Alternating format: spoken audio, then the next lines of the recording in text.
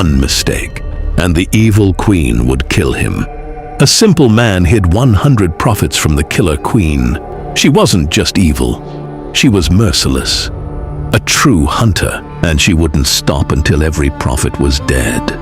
Yet, every single night, one man kept them alive. Long ago, in the kingdom of Israel, there lived a man named Obadiah. He served as steward over the household of King Ahab, trusted with managing the king's entire estate. Yet, unlike the king he served, Obadiah feared the Lord with his whole heart. King Ahab ruled over Israel, but his wife held great power over him. Her name was Jezebel, a princess from Sidon who worshipped a false god named Baal. Through her, Ahab abandoned the Lord, and altars to Baal rose up across the land. Jezebel could not tolerate the prophets of the Lord. She viewed them as enemies of her gods, and she gave the order that every one of them be hunted down. Soldiers spread out across Israel, kicking open doors, searching barns and hillsides, dragging prophets out by their robes.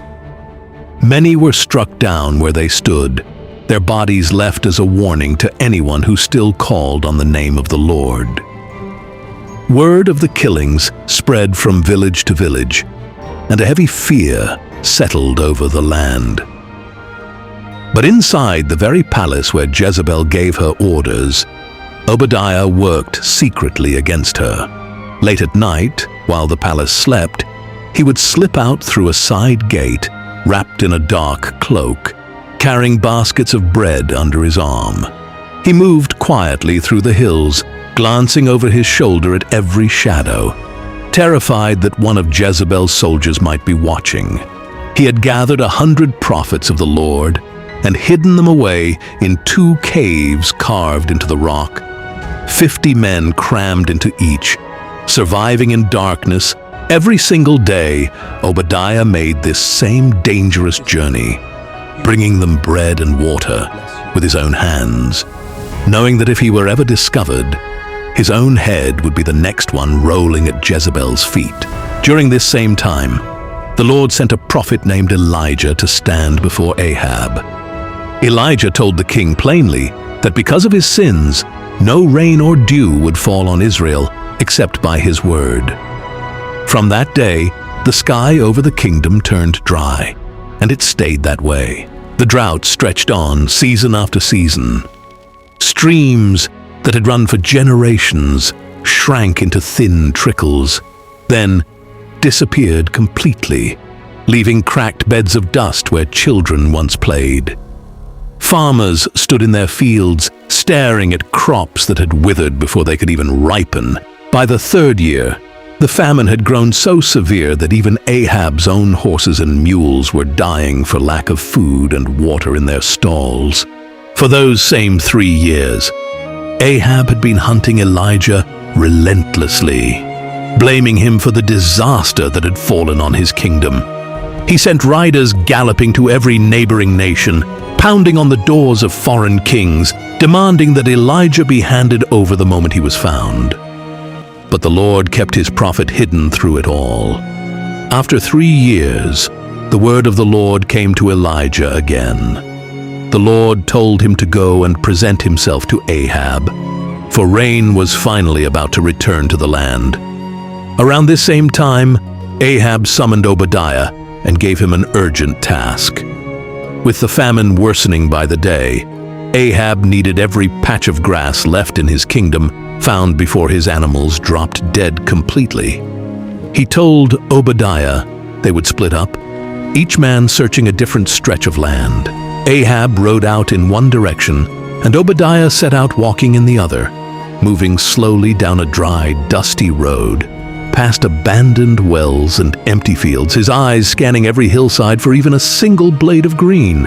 As Obadiah walked, a figure suddenly stepped onto the road ahead of him, almost as if he had appeared from nowhere.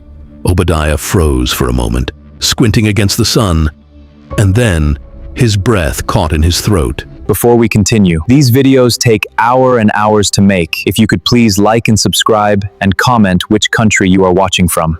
It was Elijah, the very prophet that Ahab and every king nearby had been hunting for 3 relentless years. Obadiah dropped to his knees and bowed his face to the ground before him, asking, "Is it really you, my lord Elijah?"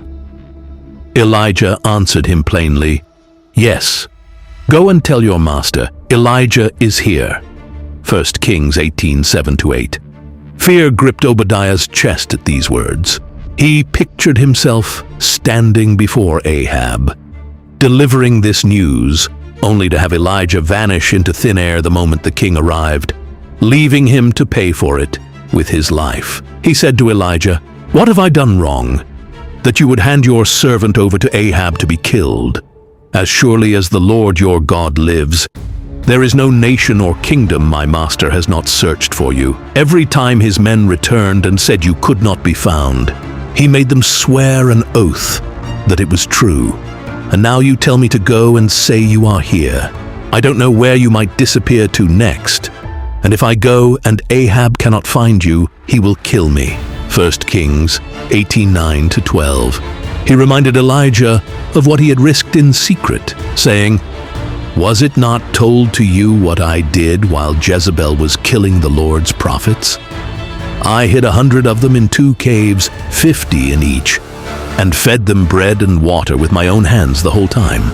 Elijah looked at him steadily and said, "As the Lord Almighty lives, the one I serve, I will present myself to Ahab today." Obadiah rose to his feet and hurried back along the road, his heart pounding, until he found Ahab and told him that Elijah had returned.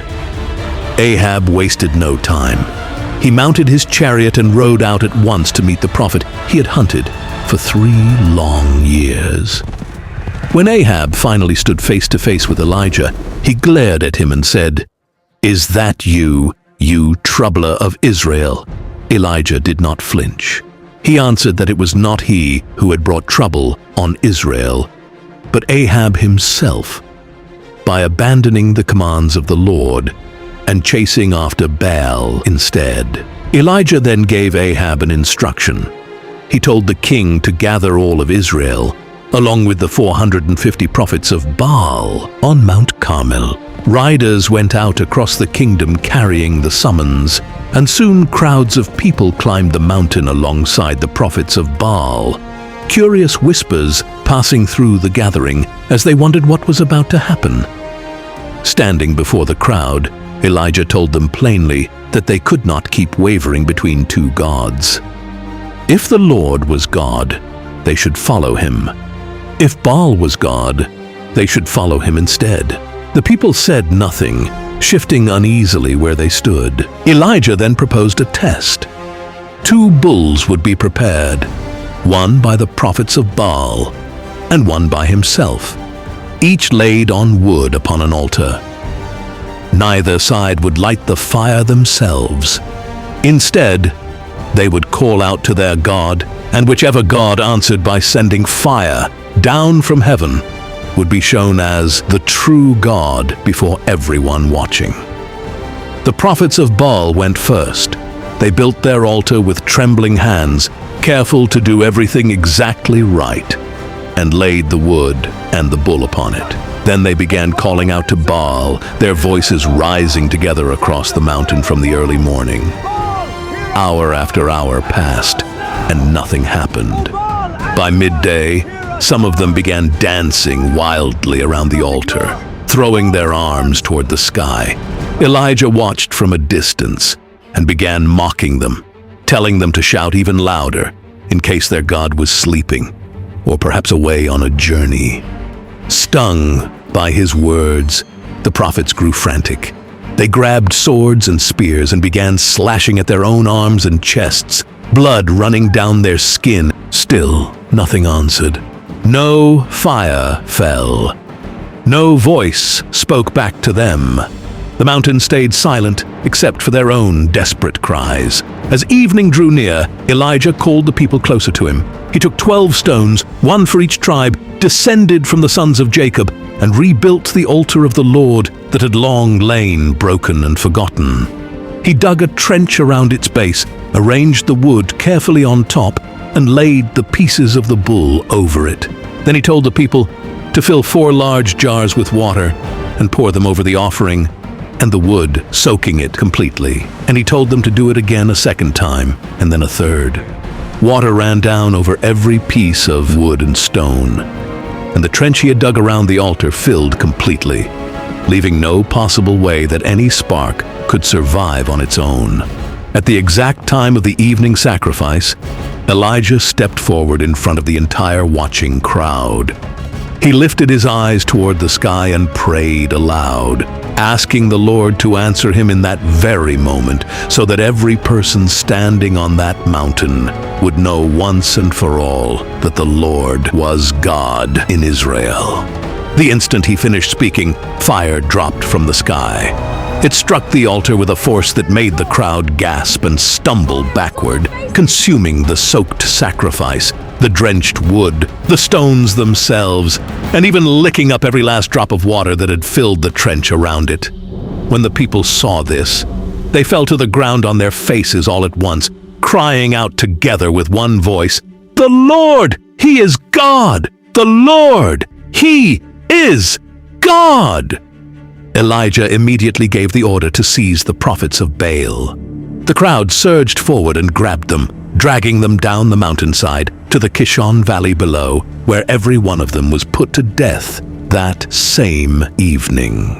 Afterward, Elijah told Ahab to go up and eat, for he could already hear the sound of a coming rainstorm.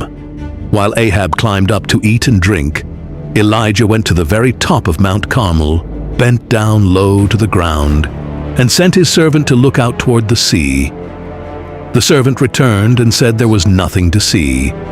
Elijah sent him back again. 6 times the servant went and came back with nothing.